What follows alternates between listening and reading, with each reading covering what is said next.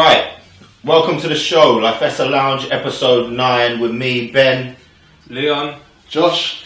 Okay, let's go. So I wanted to start busting open some of these myths. Like, we're going into 2017, and I just wanted to bust open some of these myths that people are using for excuses to hold them back. And I was thinking that a good take on this is, I like the concept of the underdog, right? I love the concept of the underdog and how people build success that they weren't necessarily set up for from the beginning. Because I think that people sit there, they're like, it's not the right time for me, I haven't got the money, I haven't got the resources. They make 1,000,001 excuses, right? And I just want to bust open why where you are right now is not a valid reason, is not a valid excuse for you to not go forward, right? Because a lot of successes were built from people who traditionally, when you looked at them when they were younger, they weren't set up to succeed, right? Yeah. They made it work for themselves. I think way too many people sit around there and they're just like, well, it's not set up for me. I'm the definition of an underdog, therefore I'm going to quit before I start. Yeah, everyone's sort of waiting for the perfect time, isn't Yeah, it? they're always waiting for the perfect opportunity, and the perfect timing, and perfect timing is next year, and perfect time tomorrow, the perfect time the week after, but it's never today. And they're always saying, okay, I haven't got this right, I haven't got the resources to do this, I haven't got the resources to do that. And if you want to succeed, you actually have to think of it for being right now, and you have to say, okay, well, I haven't got this, but I have got this, so I can go on. Yeah. And then understanding, well, a lot of people that didn't have anything, they didn't think their mindset was different, and they didn't see it as, oh, I don't have this and I don't have that. They're like, I'm going to do what I have now, and I'm going to become successful. And you think about a lot of historical underdogs, their mindset is totally different from our mindset, maybe because of a lot of art right now, we're very comfortable, and the people back in the day didn't have that comfort level, so they had to become successful. Yeah. But there's different levels of comfort, though. It's all in context and comparison. Yeah. Like, you take example of a famous underdog would be like, so in sports we say Mike Tyson's an underdog in terms that he came from a very poor background, and a lot of times the boxers, when they come from very poor backgrounds, they're able to succeed because that It hardens them, innit? it hardens them. It makes them more resilient to adversity. So they're able to like succeed where other people will fail, and they're able to like go through hardships of waking up earlier in the morning, going out running at 4 o'clock in the morning, and being strict in the diet because they're so desperate to succeed. They have that mindset that they have to be successful. But that's why I think, that's why I don't think it's not a coincidence that a lot of people, like I say, are traditionally considered the underdog and make a success, because they didn't have an option to say, well, I'm going to go at this, but if it quits, it's fine. I'll fall back into my comfortable lifestyle. They had no comfortable lifestyle. Like, they had a life that they needed to get out of. Yeah. You look at your Tysons, you look at your Mayweathers. They were brought up in times. You look at your Dwayne Johnsons. Like, he's a mad story of it, where you look at him when he was coming up. I know everybody looks at it traditionally like, yeah, he's got money because he came from a wrestling background, but don't consider what wrestling was back then to be like what the WWE is here. It wasn't the kind of lucrative thing that you can look after your family forever. Like, his family were being brought up on a shoestring budget. I spoke to you guys before, I was like, when I was looking up on him, he was part of a theft ring when he was living back home. Because they were like, yeah, people used to come over, your Pradas and your Gucci's. Boy, we could steal that, feed ourselves for a month, right? I didn't know that. But him coming up through that was like, I don't have an option to fail. So like, when he went to school, when I was reading up, he was like, he's got one teacher that he looked back on, he's like his father figure, and the reason that, and he put him in the football team. He put him in the football team because he was using the teacher's lounge toilet. Man must have come in and he was like, yeah, you shouldn't be in here. He's like, okay, I'll leave when I'm done. So he goes back the next day to apologise to him. He's like, he didn't feel right about the way he acted. And he put him in the football team. But even in the football team, I think they won the championship that year, but he started like 4 games. Like, so obviously football didn't work for him, but he didn't give up. He knew he could focus on his body. Goes to his first wrestling audition. They thought he was only good because his lineage of wrestling, but he wasn't, and he didn't have any experience. And he walked in, and but he was like, you know what? I need to do it. No, this is the back when it was. When they used to do the territory, so he had to because it was in different areas. Yeah, it was split before Vince McMahon put it together. And he went in there, and they like you said, they thought that he had experience. He had experience. He went in there, he grafted, he went through building himself up. Then he got to that point where he became like the most electrifying. No, but even before then, he came to WWE, and everyone thought they gave him a high standard. He came in Rocky Mountain before he became The Rock, he became Rocky Maivia, and the fans booed him because they thought that he'd naturally come in and be a babyface, and everyone would love him. But they booed him because the fans thought that this is a guy that everyone's giving it to him. And he came from, they thought he came from privilege, but he hadn't come from privilege. Is that why they were booing him though? They booed him because he was a babyface that no one really liked. They thought that the fans literally thought that. Or was it the character that he came in? No, the character. Yeah, but he was the youngest Intercontinental Champion because the fans believed that he was given that because he didn't work for it. They didn't realise that he'd actually put the hours in and he'd learned it. And then from that, he was being booed. He turned that on its head and became The Rock. And that The Rock became the most electrifying wrestler of all time. And then from there, Serena The Rock, there's been so many wrestlers that had The Rock position, Stone Cold Steve Austin, all these people, they all number one wrestlers. But when they transitioned into movies, they didn't actually take that success. And he had his first film with Scorpion King. Yeah. And then that takes off. But then he starts doing other films, and then he has to invest in his craft because a lot of wrestlers don't do that. They take on, I'm the wrestler, I'm famous and stuff. But he had to actually invest in his craft and then start doing these small movies. And then he grows from being small movies and becomes the biggest film star in the world. But I think what underlies it is wherever he got to wasn't enough. Yeah. So he's not one of those who was like, because some people make it to like the WWF. And then, or the WWE is now, and like, I made it. But then they go, we know, I mean, don't get me wrong, he grafted to get there, but The Rock was crafted. It's an entertainment, right? So he was crafted to be liked. Yeah. So he could have gone there and been like, I'm The Rock. But when The Rock falls off 2 years later and he's not popular, if he had done something in the background, then you can fall back to that. So he's like, nah, let me get into movies. Let me just not be a participant in the Hollywood industry. Let me try and make it to the top of the top. And he brings his humour and his personality so he can craft it and be in those, like, some of the joking movies that he's done. But because of where he came from, enough was never enough. It always pushed him on, and it's the same thing you get with anybody who's come from that kind of that background. Is that enough is never enough. It's like the equivalent of, like, I joke with people before. I'm like, I go to the gym because I used to be overweight when I was younger. All I know is I ain't never gone back there, right? But when it's a very different structure to that. But when they know where they've come from, they will do anything to not go back there. They've got that natural Lions mentality, like, and I think part of them they like it. It's like, I think Eric Thomas says it in one of these. He's like, lions like to hunt. They like to hunt, innit? And I think some of these people, they like it. They actually like the adversity. They've been born, they've been moulded by it. And that's what makes them ready to succeed. You sound like Bane in Batman. Yeah, but that's what it is. Like, even when you put it. Bane got to Batman, you were... you merely adopted the darkness. I was born. I was born. But that's the thing, even that, and that's a movie example of it, right? He was hardened. I know that is a character, but he was hardened because of what he was born up in. Everybody, you always talk about you're a product of your environment, right? And I think when your environment is harsh, you develop a thicker skin, you develop a sense of resilience, you develop strength. You've been knocked down so many times, you don't even know what it is to be knocked down anymore. Just following on from that, it's a little bit like footballers, Brazilians to name, well, Argentinians, but wherever, they all come from harsh backgrounds, and then when they make it, they don't want to go back. But that's a good... But I'd say the problem with Brazilians, a lot of times Brazilians fall off very early because they came from a poor background, they get very rich, very settled, and they get fat. And when they get fat, they fall off. A lot, it's keeping that mentality of like being the opposite side of that, being like Cristiano Ronaldo, in the sense that he might not, he came from poverty, but then he's always searching for greatness. The same from The Rock. He came world footballer, but then he's not like, I'm the greatest world footballer this year. I want to be the greatest of all time. I want to have, and every time he wins, he goes for. It's different goals, though, isn't it? It's a mentality. But it is that mentality, and someone like a Ronaldo is different. So you see, because in everything that he does, he practices perfection. You see all the people who have talked about all the United players, and he's talk about before how much time he puts in the gym, on the training pitch. It's like a David Beckham. Do you see what I mean? And this is the thing, and this is why I don't like when people look at it. Like, I think he's become more liked by people now, Ronaldo. I think he has more than he was, because people love to hate him. I think they've slowly had to adopt. They're having to respect him now. But the thing is, to respect him.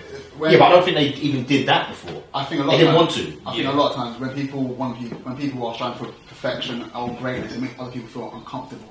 So it's like a mirror. So when someone's being successful and literally dedicated to being really great, it makes other people feel uncomfortable, so make you not like them. So when you see people like Ronaldo, who's actually on the training field, or the last person focused on the training field, last person on the training field, he's so driven to be perfect. Sometimes it looks bad when he wants to score a goal and his teammates score and he's not celebrating because he puts it all on himself to be perfect. So people see that and they think that, well, he's not a team player. He really is. He just expects a lot from himself. The issue with that is, I know we might be going off on a tangent a little bit, but that's all the media and what they sort of say, because behind closed doors, what he's doing in the changing room for his team and on the training ground, they don't pick up on. But that comes with 8 place trophies. Yeah, but then I don't. Exactly. But then that's exactly the point. Again, I think, but part of him likes that. I think part of the person who has that underdog mentality, they like the fact they're not going out there to please everybody in the world, because they know the world is harsh and they know they can't please everybody, right? Whereas there's a difference where you've got this kind of this soft generation, right, who are brought up with everything given to them. When we were talking about it, when you've got because we were talking about, and I really have a real gripe with how people get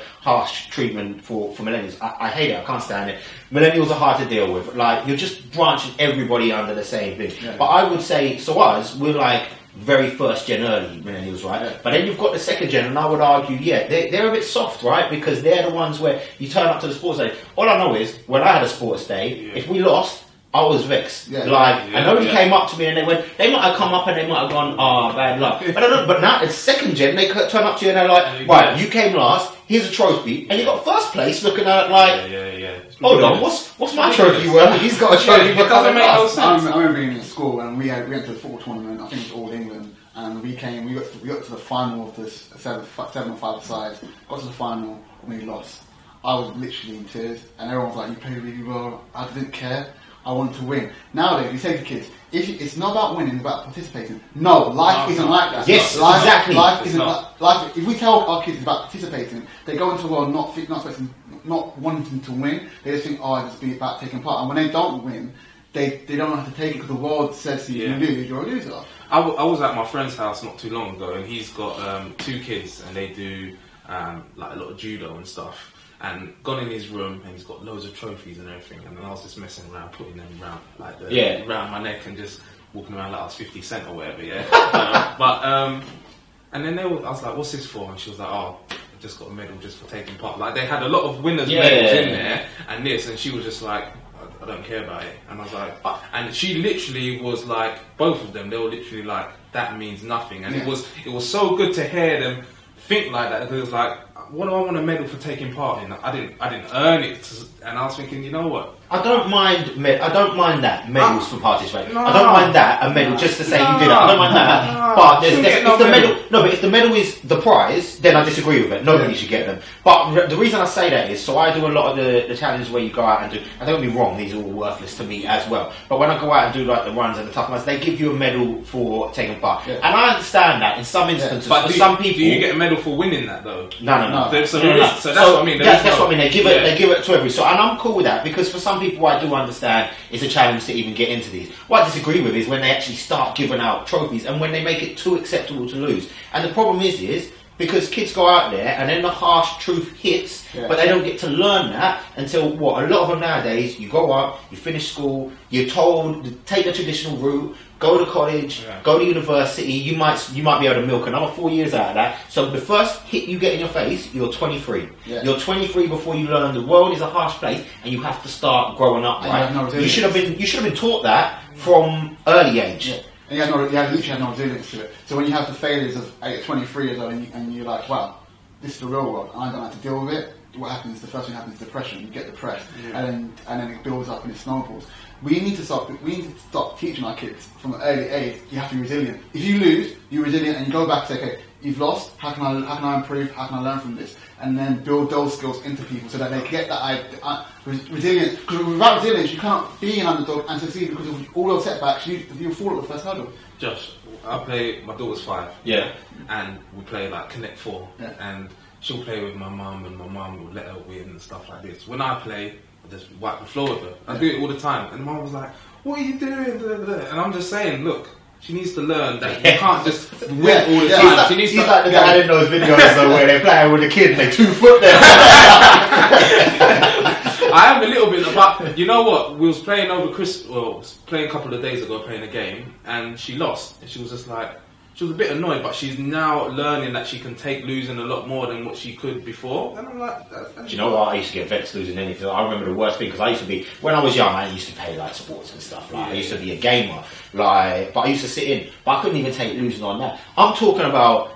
Nowadays, the computer games that they make, I don't know if they would have made it through me as a child. Yeah. Super Nintendos were durable. I'm talking about stuff was thrown all over the place. I can't take losing. Football game, the tournament. Nah, I don't want to lose. I don't want to lose. Oh, don't worry, you had a good game. I don't care about having a good game. Don't console me. I'm happy. Do you know what? I'm happy with the fact that I'm pissed off with myself because I lost. Because that's what it takes. Exactly. And the thing is, the quicker you get that into being, and I was talking to my cousin the other day. So he's the father of my godson, and he was talking about different things that you work for. I said, look, do you know what? I don't have parents. I know we spoke. Sorry, I don't have parents. I'm not a parent. I was like, we spoke about this before. I was like, and the more I think about it, the one thing that I would always encourage when it comes to bringing up your kids is don't keep killing their dreams by telling them no. Because the problem is kids are brought up and they say, right, follow the traditional route. Go to university. I didn't go to university, right? Go to university. Get a career, be stable. That's all comfort zone stuff. Yeah. But when you're young, you have aspirations. The world is your oyster.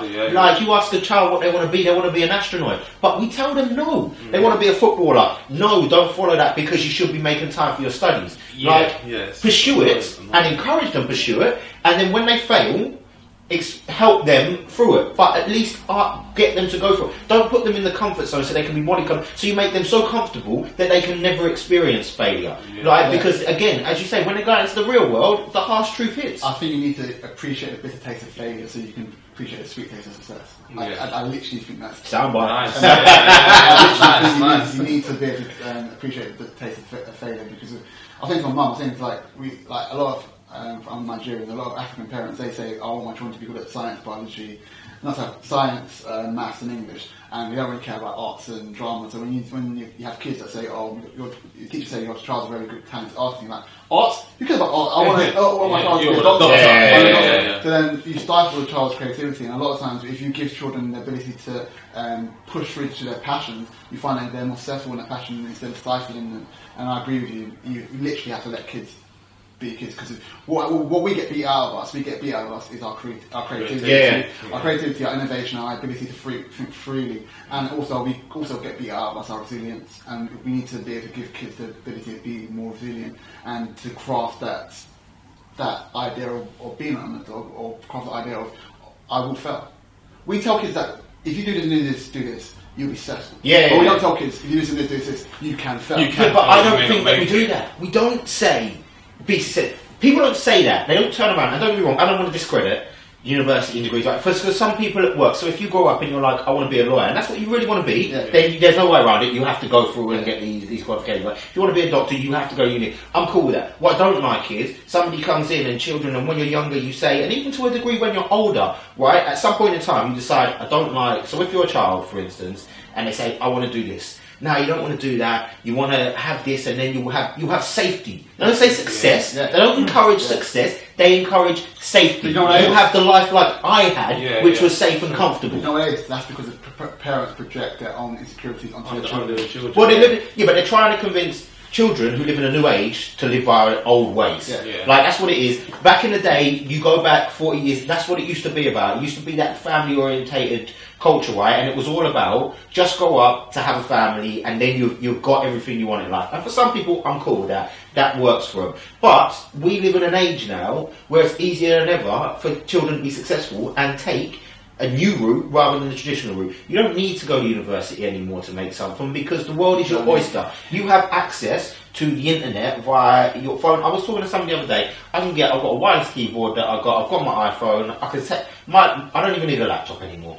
I can connect to anything through my phone. You can project onto it. You can get yourself on YouTube. YouTube talents become TV talents. There are multiple ways. And as I say, I don't want to discredit university because for some people it works. But it's so open nowadays. But we don't encourage kids out. Not even kids. in our generation again, it sits there. People are like, well, I'm not happy with what I'm doing right now, but I can't go and pursue my dream because the person I'm going against, they've got more resources. You're damn right they've got more resources than they deserve to have, right? Because they put in the hours and graft. Yeah. All those people you look at, well, look at that overnight success. All right, look at the success, then look at the whole backstory, all the failures, all the lessons, right, that they learn. But nobody's ready to go through that. Everybody's so, I would, to a degree, because we've become soft, a lot of people in general have become impatient. Everything they want to do, they want it to be a success. They want to go on YouTube and become a success overnight. And they might have one video that goes viral, and then the next video doesn't. And, well, you just got lucky, right? Not everything happens overnight. Are you going to give up after 6 months? Some people won't go 6 months. They'll go 3 months and they give up.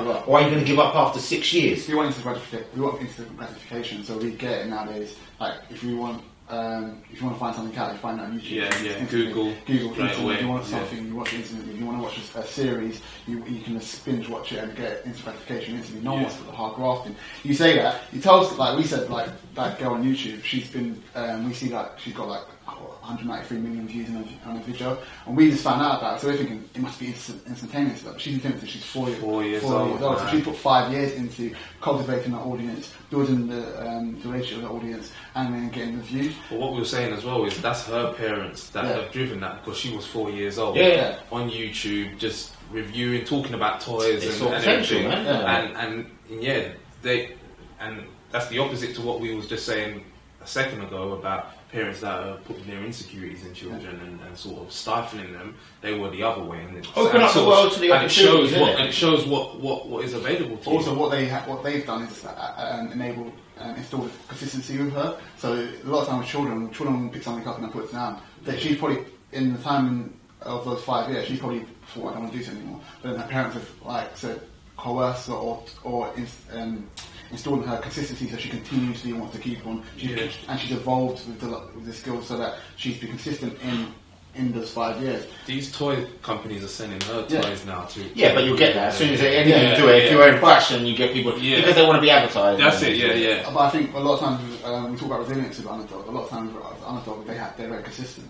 So they're consistently waking up at 4 o'clock in the morning and going out there doing the job. They're consistently putting the hours in, they're consistently working hard. A lot of times, what we said with YouTube, a lot of people after 3 months, they stop. They post a video, they get lucky the first time, the second time they want to put a video up, they don't get the hit, and they stop.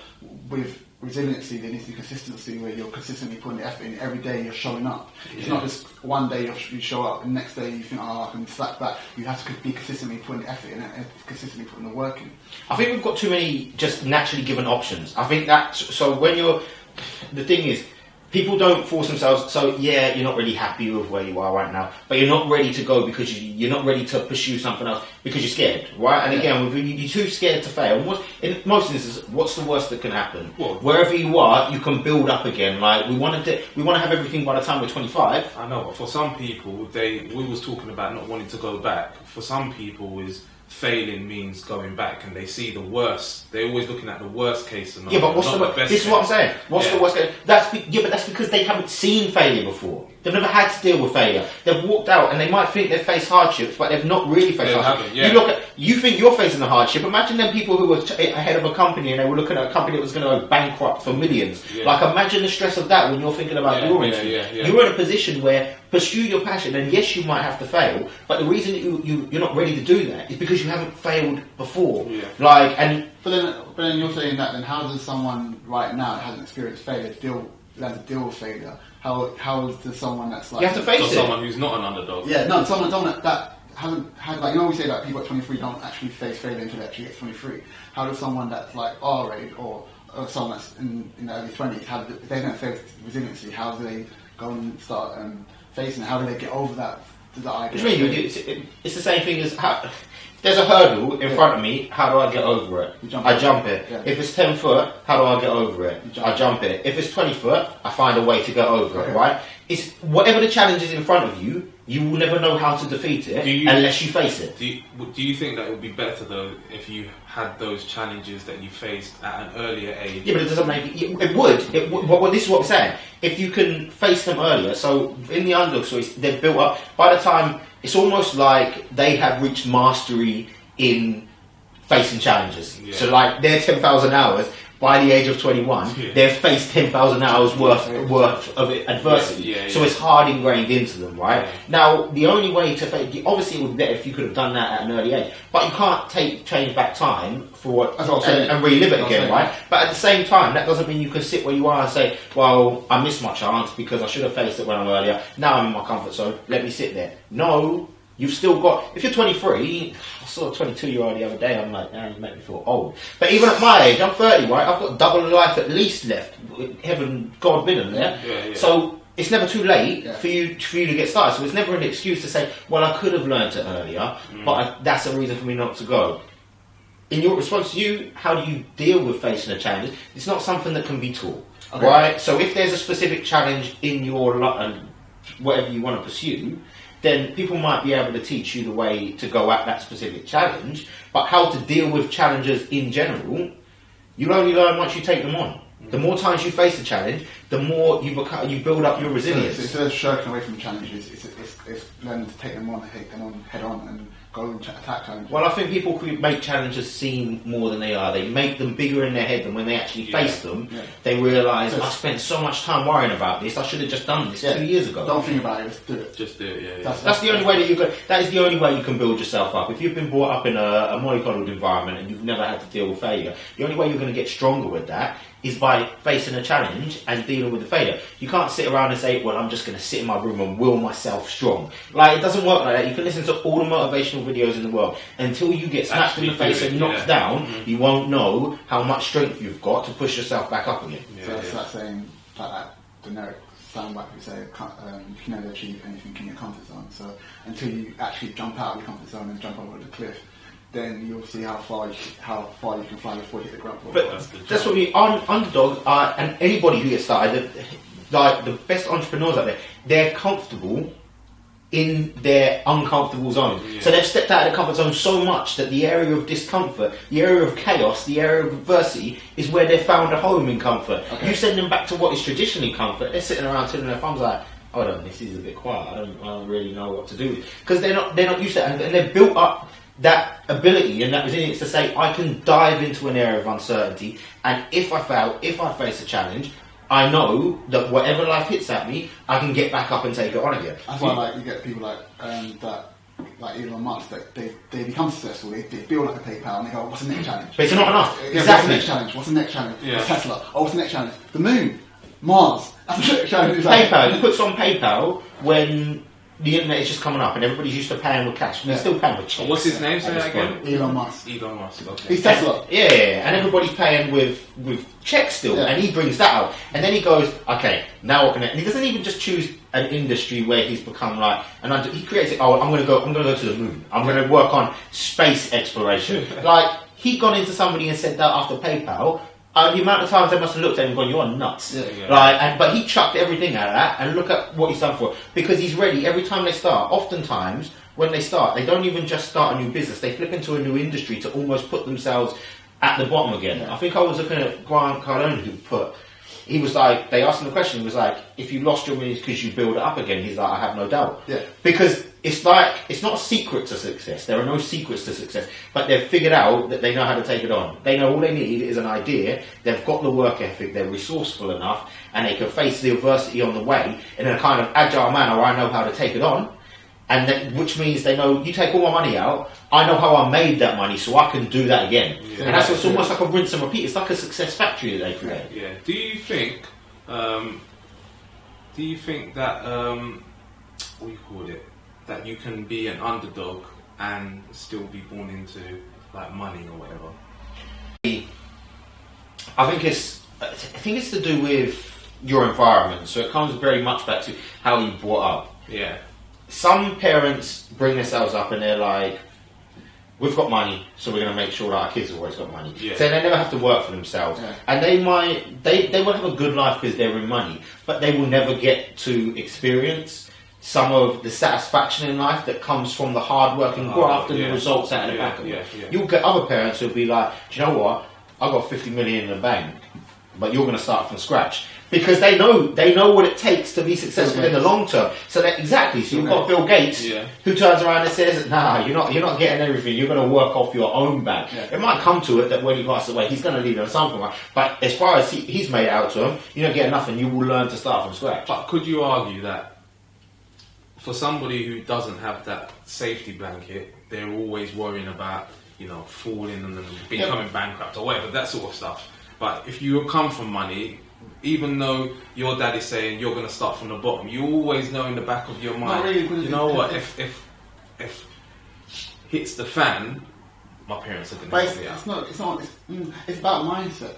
Are you a fighter? It's about mindset. It is really about mindset. Like, I'll take an example, historically, like King Philip and Alexander the Great. Alexander the Great, his dad was already a king of Macedonia and he was very successful, but Alexander always wanted to be greater than his dad. He didn't really like his dad, so he wanted to be greater than him. Yeah. He wanted to be bigger than him. So that installed in him like, oh, I'm a prince, I want to be king, but I want to be greater than my dad. I want to be greater. And that mindset allows me to say, well, I'm going to be a fighter. I'm going to be successful. I'm going out there and I want to be better than my father. Yeah. Okay. President-elect Donald Trump, right? He was given money, but if you put that money in a investment money, he would be still what he is today. Forget that. I'll leave that. Him himself, he's built an empire, because if he could have just settled on what his dad did, he's built on what his dad done, and he's created a name for himself. And it's that mindset of he was rich and he's become bankrupt 4 times, but he's actually gone out, every time he's come bankrupt, he's actually come back and become a billionaire again. So he has a level of resiliency. I can't give Donald Trump credit, but his level of resiliency. You're giving it, just to be clear, you're giving him credit in the business sense. Yeah. I want it to sound like we're endorsing the fact that we're supporting Donald Trump. I'm not supporting. I'm saying in terms of business, he was able to have that mindset that, well, my parents have been rich, but then I want to build on what they already had. Yeah. It's I think a lot of it's mindset.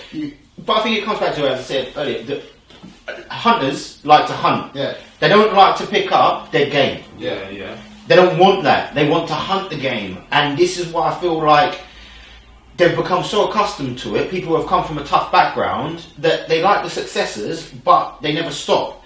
They find a line of work that they enjoy and they pursue that, and the success just comes as a kind of a result of all of their doing. And once they've got there, they're like, well, I'm not just happy living this, let me start from the bottom again. They like the hunt. Yeah.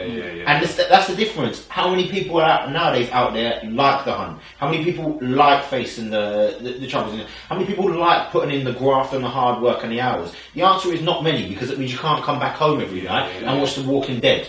Or go out and just spend the whole of your weekend sitting there chilling and doing nothing. Because that's the flip side of it, right? And this is why, when it comes to, right, I want to do something. In order to do that, I need to put in work. Work's a bit tough for me.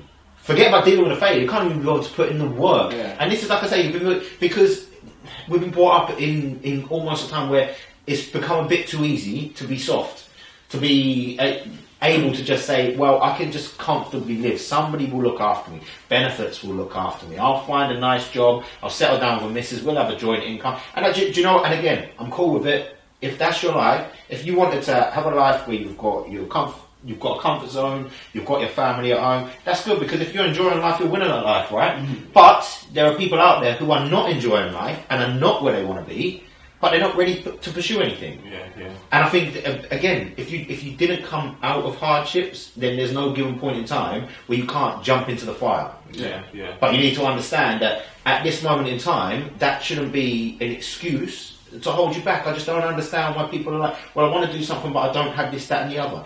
Nobody started. You've got some of the people who came from rich families, right? But the majority of these big successes didn't come from riches. They came from nothing. They weren't set up to succeed. I think when we was talking about this before, and when you've got and this goes tale as old as time.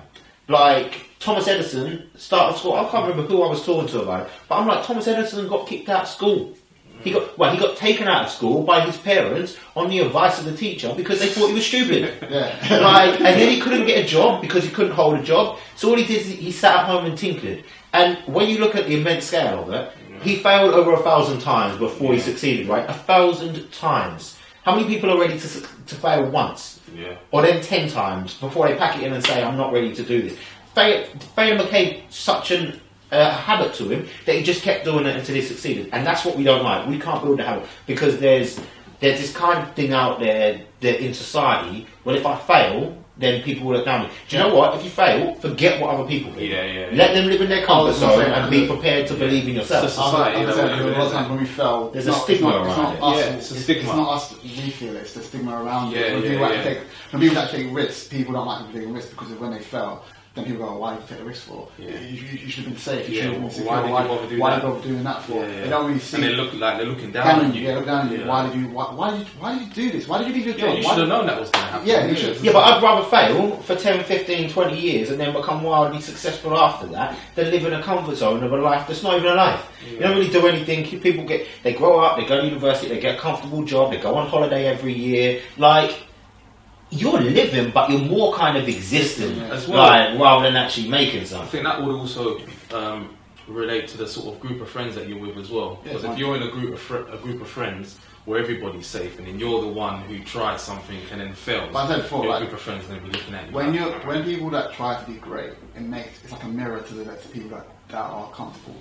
And people that are comfortable don't like people that try to be great because it makes them feel insecure about their comfort. So normally, when you have a friend that wants to be successful, like Ben. Take for example Ben. I'm using him because he's a robot, right? As I said, once he's a robot. He wakes up. He likes the machine. Yeah, he wakes up at God's known hours and goes for a run. He runs to work. He works really hard. Then he runs home. He goes to the gym. He's working. Now, to people that to outside, they're like, this guy's crazy. But then they think because Ben works so hard, he must be crazy. And he's not actually enjoying life. And in reality, what they're saying is that because Ben works so hard, he makes me feel uncomfortable in my comfort. I'm not working hard. It's like a mirror. He's like a mirror to them. It's like, well, I don't work hard enough. But Ben, so I don't want to be Ben's friend anymore because he makes me feel uncomfortable. So I'm gonna leave. Those are friends. Yeah, Ben has friends. Ben has friends. I'm using Ben as an example, but it's like Ben has friends. Okay, because he works so hard, it makes them feel uncomfortable. So I'm gonna leave Ben to work hard. I'm gonna stand over here and be with my friends and make me feel comfortable because if Ben works so hard, it makes me it's a mirror to me and makes me feel depressed that I'm lazy. Yeah. But then so when I talk to you guys, right? Because the thing, so it's funny because we bounce off each other. When I'll be like, it's like 12 o'clock or something, and I'll work on funny. My body becomes so hard grained that I've tried doing a whole 8 hours sleep. I can't do it. So I'll survive. Some nights I might do 4 hours sleep. Sometimes I might do 6 hours sleep. Yeah. How I manage to do the work and the 16 miles a day and the gym on top of that, Lord knows. But I'm hardwired. It works for me. So sometimes I might be messaging you guys at like midnight, and then I'll respond to something at like 4:30, 5 in the morning. This guy's like, you're my hero. But then I'm like, nah, you're my hero, Rob, because you've got your work that you're balancing and you've got your family life as well. And the thing is, if I could take it back, the problem that you get is people do look like that. You get people on the flip side. You've got the people who we brought up by it. They're like, when I see him working, so it drives me to do more. Or you've got the others who are exactly like that. They kind of distance you. The amount of times I talk to people, they're like, you're insane. And I'm like, but I'm cool with it. I like it when you say I'm insane. Yeah. Actually, I don't relate to people when I go around people and they're like, what I'm looking for is the people who think, well, actually, you're a bit normal because that means they're on the same wavelength as you. It is about finding the right people because you don't want to be, you can't be held back by others. But again, it depends on your mindset. But for me, I don't really care when somebody says, well, why are you doing this or why are you doing that or why are you doing the other. Doesn't really make any difference to me because I've got a belief in myself. I'm not looking for endorsement from elsewhere. I was mainly relating to people in your circle. You have to find people in your circle that are comfortable with you trying to be great and they'll actually push you to be great. And they'll motivate you as well as you motivate them as you bounce off those people. We said it before when you're building your team. It's people that you bounce off and motivate you. So when you find people, I tend to gravitate towards people that want to be great. I find them more inspiring. I like. They challenge me on things. They push me. They take me out of my comfort zone. I don't like to be around people that think, "Oh, you're amazing," because they say to me, "I'm amazing." They're actually saying, "Well, my level is where I'm at currently is okay." And what I'm really trying to get to a greater level. So you want people that will pull you. Sort of want to try and sort of be the underdog within that. Yeah. That's what you do when you're building your mastermind group, like we spoke about before. You look at people who will push you to the next level. You don't look at people who are going to tell you. I think the worst people to be around, and I hate it, I really don't like it, is when everything you do, they tell you, oh yeah, that was really good. And I'm sitting there thinking, but it wasn't good, and I know it wasn't good. Yeah. Don't tell me it was good, because I know it wasn't. Yeah. Be critical and tell me it wasn't. That's why when I'm speaking to you guys, when we're talking about stuff in the group, like, now obviously we're starting to build stuff up, I'm like, and you know, because we were talking the other night, you were like, but you're blunt, and you're straight to the point. But you need to be able to deal with, I'm going to be like that. I can't be dealing with tiptoeing around somebody and not being able to tell you why. This is what, and when you've done something right, I will say that you've done something right, and I will share the praise for that. But at the same time, I need to know that when you've done something wrong, I can come down and say this just isn't acceptable, and you're not going to run away and quiet. And again, it's that soft nature. Like, you say that to somebody who's hard, and they're going to be like, he's right, that wasn't good enough, and they will go back and they'll come back better. Because if I do something and somebody is critical of me and says that isn't good enough, one, I probably already have an idea that it wasn't good enough, but when they say it's not good enough, that's a challenge. That's a challenge for me to come back and be better, not for me to shy back into my shell. But too many people have grown up, they've become too soft, they're afraid to even get shouted at. Forget anything else. They don't like getting shouted at. So they live so comfortably that they never take a risk. And that's them kids that never got shouted at when they were younger. And never got beats. And never got beats, you know what I mean? Man, I don't know, so I stop that. But what I'm saying is, getting a good shouting to when you were younger, and anything that came along with it taught you what was right and wrong, right? Everything can't be right and fluffy duffy all the time. Because again, what happens is when you grow up, bang, you're slapped in the face by the harsh world. Could have learned it earlier. So, and again, that's what prepares you and hardens you to go ahead. I think it's and I love it. I just love it. I can't even call it the rise of the underdog anymore, because it's not. The underdog has always been there. The rise comes from being an underdog. And I just think too many people look at it as, well, they see the end goal and they assume that people just were born. They assume these people, these Mark Zuckerbergs of the world. I mean, everybody knows that story because it's been publicised. But they act like he popped out and was just the owner of Facebook. Like, they don't see none of the hours. They don't see how close they were putting themselves to going into a massive. Well, they do again. That one's a bit more publicised. But they don't see any of the background story. And if they do, they then like to find excuses as to why the background story played out for them. Also, they don't actually pay attention to the failures. So when they fail, they like kind of like dust into the background and get to the successes. They will say, well, this guy succeeded, and they actually look at the failures and said, well, he might have failed at this part, and he actually he turned it around and he became successful. People don't pay attention. I pay attention to failures, because when you can learn from failures. You think you can't learn from anyone, you can learn from everyone. I can learn from a homeless man, because the homeless man can tell me why he's homeless, and I can learn that from him not to be homeless. You know what I'm saying? Exactly. So like, and that helps with that mentality of the underdog, because when you can learn from everyone, and you should learn from failures. Successes you don't really learn a lot from, because you don't really see the struggle. Yeah. When you see someone failing, I always ask them. I always want to know why they failed, so I can understand how I don't want to fail, so I can avoid failing like they did. So people need to pay attention to. I say if you really want to look at people's success stories, always focus on the failures. You can see how they actually circumnavigate the failures, how they were able to maneuver around the failures or overcome them, instead of looking at the successes. When you look at successes, sometimes the success story is kind of boring. The failing stories. But the success is just the end. It's just the end, right? You want to see the journey. The journey is what the most important. But that's the same. So you can learn from other people's failures. It's the same thing we own. Again, if you're not ready to fail, you learn very little from waking up and doing the same stuff every single day. You ain't learning nothing new.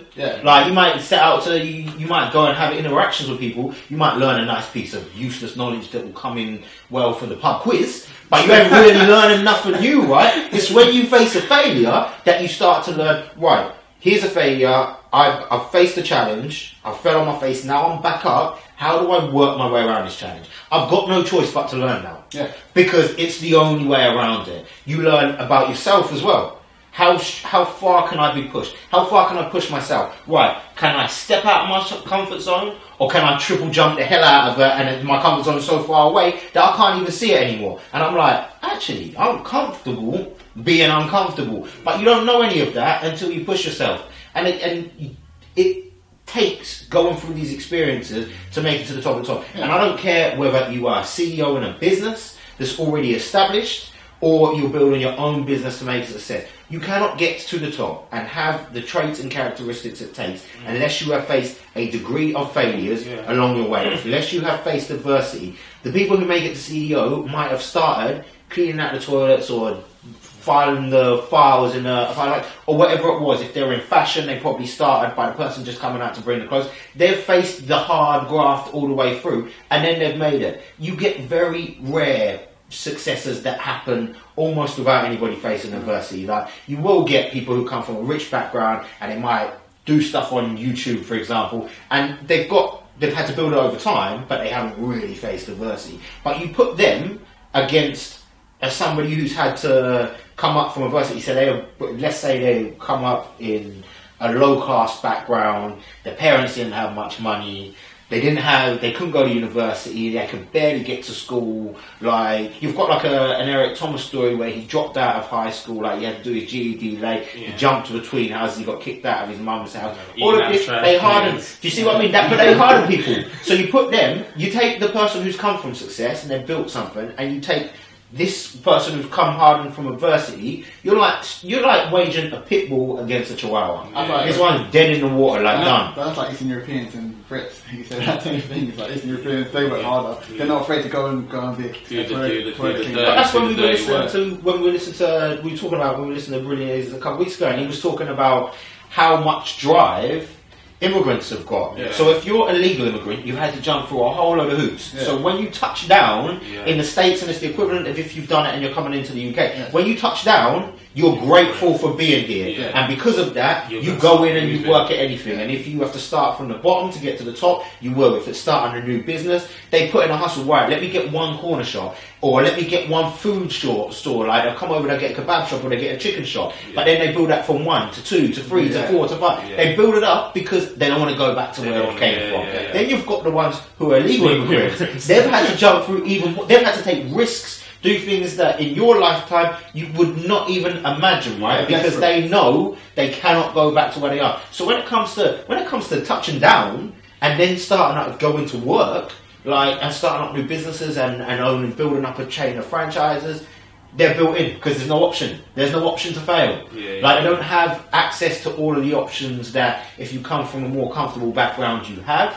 They have to work hard just to create those options. And I think that's what defines them. Like, the only two options they have are give up and fail, or pursue and succeed. Right? Whereas everybody else has got failure. Well, this is an option over here, but I don't really ever have to deal with it because I'm in this nice little comfort zone, and I've got all of this. It doesn't make any difference what happens. If I fall, that safety net catches me, and I'm not going to get hurt by it. Or I could go for success, but in success, I might fall in the sharks. And it's a danger zone, and people don't want to push themselves out of it. Whereas this person who's come from hardship will go, well, I've already been here, and I can't go back here. So if I have to go and get beaten up to get to this area of success, it doesn't make any difference, because I've been beaten up here. Can't get any worse than what it is right now, so let me pursue through. Every battle I'll face, it will build me. Do you think you need to have a level of gratitude as well? And be grateful when you do get to a certain position, which will allow you to then keep moving forward. It's having an ability to accept your blessings and my mind's got blank. Accept your blessings and appreciate your blessings for what they are, and then also have an ability to then push on and carry on. A lot of times we don't do that. When we get successful, we get to the point where we get successful. We don't appreciate our blessings. We look down and we go to the next phase. We have to appreciate getting to that point and then stay there for like 10 minutes or a day or a week and then moving on. A lot of people, they get to a place and they get unhappy and then they get fat and then they die of heart attacks. And then, that's true. They get to the place, they get successful and they get to a point and then they stop. You always have to be able to say, well, I've got here, what's the next goal? And that's how you keep going on, how you get. But you mean like they get fat as in they get bloated on comfort? On the luxuries. But when you're saying should you be grateful, I think what you find is the people who have come from the bottom are grateful for everything they've got. They pursue for more, but they're always grateful for what they have because they know they've come from nothing. But the people who come from a degree of comfort already, they're not grateful. And we take for granted some of the little things that we have that people from hardships don't have. We have phones, we have internet. And I think to some degrees, some people have a higher level of entitlement. When you've come from a rich background, you will listen to some of their conversations and it'll be like, Yeah, they want me to go and get a job, like me. Go and get a job. Like, and I'm sitting there thinking, are you for real? Yeah. Like, but that's the way that they've been brought up. Yeah. But then there are things that we take for granted that should just naturally be there. Free access to shops, free access to TV, internet, phones, laptops, computers, PS4s, all of that seems it's always been there, second nature. All we've got to do is get the money and we can buy these things. Whereas you go to some of the other parts, it doesn't make any difference how much money they can't access these. Yeah. They're happy to get food on the table for their family for a week and a shelter over their head. Heating, can't afford heating. Yeah. They can't get it plugged in, and this is why when they come over to here, this is why when immigrants come over, they steal the jobs from the people who are here because they're ready to work hard, and the people who are here feel that they're just entitled to be given stuff. So they sit at home and say, "Well, I can't get a job, but don't worry because I can get benefits." So the job, I want to be a toilet cleaner. I don't want to be a toilet cleaner. I'm too good for that. I'm too good for that. Why do you want to be a toilet cleaner? You know the good example is McDonald's. Some people, they will say, I can't get a job. And then you say, you could go and work in McDonald's. Nah, I can't work in McDonald's. You choose not to. Yeah. I remember that when I was growing up, I used to see people, and they were like, some people were cool, they were like, yeah, I can go work in McDonald's to give you loads of hours and you get the rest of it. And then you get other people, and they're like, I can't go and work in McDonald's. And I'm like, my first job, I was cleaning plates in an Italian restaurant. Like, I wasn't in the cool part of the restaurant, I was in the back, down and dirty. Like, just apron on, white t-shirt, used to have to dusty, nasty white t-shirt, replace it because it was stained up, doing the washing and the hard graft. But I have money, I'm cool with that. You say it to somebody else, you want me to get my hands. I think that you need a level of humility, and that's what with entitlement, the opposite is to get a level of humility where you just say, well, this is not me now, this is a start for where I want to get to. So you have to have that level of humility to bring yourself down a peg or two. And then go and be able to then like slum it in the rubbish and then grow yourself out of it. I think a lot of times we don't have that level of humility, we have a level of entitlement where we believe that we deserve it because it's who we are. So you have to take that level of entitlement off and get a level of humility and then go in there and work. You have to work. But that's the thing, and this again it's one of those things. When you're brought up in this soft and comfort zone, you don't really know what hard work is. It's just too easy to have. And I think people get that all the time when they've got a 9 to 5. I've got a 9 to 5. How hard are you really working? People aren't. They turn up at 9, they leave at 5. How hard are they really working in the middle of that? They're not. They don't really want a promotion because that brings more work with them. Yeah. I'm cool where I am right now. And this is where you see people defined, right? They stay in their lane for the whole of their lives. They get one job and they don't progress up. Why don't you progress up? Well, I could progress up, but then I'm going to have to do more work. They don't want to work. And again, if you're comfortable, if you've got that family, you're cool. You're winning at life, right? My problem is if you sit there and you complain and moan and say, well, I haven't got what I want to have. Okay, are you ready to put in the work? I'm not ready to put in the work. Like, are you ready to fail and pick back up? I'm not ready. Or they say, yeah, I'm ready to put in the work. 3 months down the line, well, it's not going to plan. Surely this is not a... No, you have to endure. You have to push through all of this, right? And people just aren't prepared to do that. So when you're talking to people, yeah, I'm working and I come home and I work on other stuff. Well, why do you work on all of your stuff outside of the work that you're doing? Because this is where I am now, but this is where I'm going to be forever.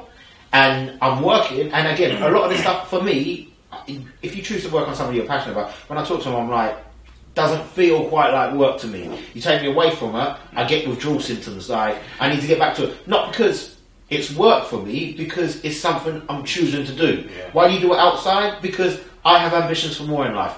The same reason that you come back and watch. I'm hard on The Walking Dead, but it's the one that's trending at the moment, right? But you come back, you come back and you watch The Walking Dead at night because you're cool with where you are. Yeah. It's each to their own. But again, it's the person who comes back and says, I can't have what I want in life, but he's going back and watching the TV series and he's taking the weekends off. Friday night comes, they party. Like, you're partying, what are you celebrating? Like, Saturday you're partying, what are you celebrating? It's not your birthday. Like, and you haven't done anything in the last month to be successful. You're going out and celebrating, and then you're waking up on Sunday hungover, then it gets to Monday, I hate my job. Then stop doing the same job and push yourself out to do that. Again, unless you're ready to put yourself in a position to face adversity and make yourself the underdog. Some people have it thrust upon them. They have no choice. That is the circumstance they're in life. We're almost in a different position where you have to choose to put yourself in a position of the underdog. But you need to understand that you need to face those adversities if you're going to get to here. And again, as I always say, you're happy, you're winning at life, you're good. You probably won't even be watching this if that's what you're saying, right? Yeah. But if you're not happy and you're trying to get somewhere else, then boy, everything that seems like it's holding you back right now are all the reasons that you're perfectly placed to succeed. You've got all of that adversity there. You just need to go and face it. And once you can face that and get past that, 2, 3, 4, 5 years down the line, you're going to look at that other person, your friends, and you're going to come back to them and they're still going to be living the same life, doing the same job. They just go home to their family, they go on the same holiday every year. They're slowly like, oh, I could have made more in life. And you're sitting there like, well, I did tell you back then you could have come with me, but you chose not to. You know what I think as well, though? You see rappers, I think they're like a great example of underdogs, because most of them come from but they use it as their way out, most of them, isn't it? They use that as fuel. If I come from poverty, I don't want to go back. I don't want to go back there. So I'm literally going to go to the top. Like 50 Cent, for example. Like I've got a lot of respect for 50. Yeah. Watch Power. I think it's a great show. He's one of my favourite rappers of all time as well. 8 years old. You know, his mum was a drug dealer. Dad not around. He gets shot. He was on the streets, been arrested, and now you look at where he is. And you just think, why? How can people have excuses when you think he started from this? Now look where he is. You should never have excuses. Yeah, no, he literally had to do that. It's like get rich or die trying. It's that mentality. Yeah, exactly. And that's the thing. If I don't get rich, I might as well die trying. Because I can't keep living like this. Exactly. If I live like this, I will die. So it's that mentality of, I have my safety net, I have to go forward. Keep going, And so I think for some people, when you're talking about the mentality, they need to remove that safety net. Yeah. Like there was one, and I was watching it on, I think we were talking about it before, where Mayweather's got his training camp. And he's got doghouse rules. And it's people go in there and they fight on a continuous round until one gives in. Like there was one guy who went over there from the UK. I think he had one fight. He went in and said, "Yeah, I want to fight this guy, like one of the top of tops." And then this youngster coming in, he's like, no, you can't just come in like that and go, here, you're taking on me first. So he takes him on, it's like a 15-minute round or so, and the guy wins. I think it might have been about a 20-minute round. Just continuous, they're slugging it out, right? The youngster gives up, but fair play to him, boy, he put in a graft, he put in a shift. Then gets back to his brother's not happy, so he comes out, he's like, no, you're going to take me on. He's like, are you serious? Man's got his hands in ice buckets because he's been punching so much. But in the end, they go for it anyway. 32 minutes in, it comes to an end. And I think the guy from the States, he just about took it in the end. But in the end, when they stepped out, everything had just given, there was a mutual respect because they put it in. But Floyd at the end of that video, he's like, it's not right, but it's Stockhouse rules. But he's building them up to be fighters. That's when you step into a boxing ring, or when you step into UFC, for example. UFC is probably a worse example of it, because you're pretty much getting knocked out, or you're winning. Like that's the mentality you go in there with. You don't think about getting through the rounds, do you? I'm going to knock him out, or I'm getting knocked out. Like, and that's the mentality they build up, and it's a fighter's mentality. It's like that. The hunter and the fighter. You need to have the mentality of a hunter. You like the hunt, and a fighter. That when it comes to it, it's you or them. Like I'm winning, or I'm living, or I'm dying. So, and once you can build those, and this is again, you build that up by facing the fights, by facing the adversities. So, boy, as I say, this is just busting out some of those myths that can't hold you back any longer. You can't have those excuses. So, I think we can wrap this up for the week. But I think, again, this is one of them going into 2017. We need to think about why you can't be held back any longer, why you have to bust open all of those things that are holding you. Got adversity restricting you. Don't look at that as a barrier. Look at that as, again, as I said to you, it's just a hurdle. How hard have you got to work to get over that hurdle? And every time you, it goes back to when we done that tough battle, right? And you went, there's a 10-foot wall, and I said, don't help me with anything. And you were like, oh, you're gonna make it over the 10-foot wall, bound over 3 of them, and I come back again. In my mind, failure wasn't an option. It just doesn't exist. So it is what it is. Being an underdog, don't consider it a bad thing. And take the time, and I would say take the time to look into some of the stories out there. Everybody you think has been like an overnight success, take a bit of time to look at the background story of The Rock. Go and take a bit of time to look at the background story of your 50 Cents, your Mayweathers, your Muhammad Ali's. Everybody who looks like they've come past out of an environment that says you will never succeed in your life and have gone on to make it, look at the background story. And that will fill you with that inspiration and that hope that actually where I am right now is not where I need to be forever. Yeah, and I can get further down the line. I can get further. I can get hit and get back, get back up again. Look, there is no going back. You've gone forward. There's no safety net. The safety net's gone. Keep going forward. The only way is to summit success. So it's the end goal. Keep going forward and forget about safety net. Just keep going. It's the mentality, man. Yeah. It's the mentality. And what do we say? Life's only as good as your mindset. So that's what it's like. Maintain the mentality. Embrace being the underdog. Take on the world. It's time to win, right? Cool. Lifessa Lounge. Until next week, we'll catch you later. Peace.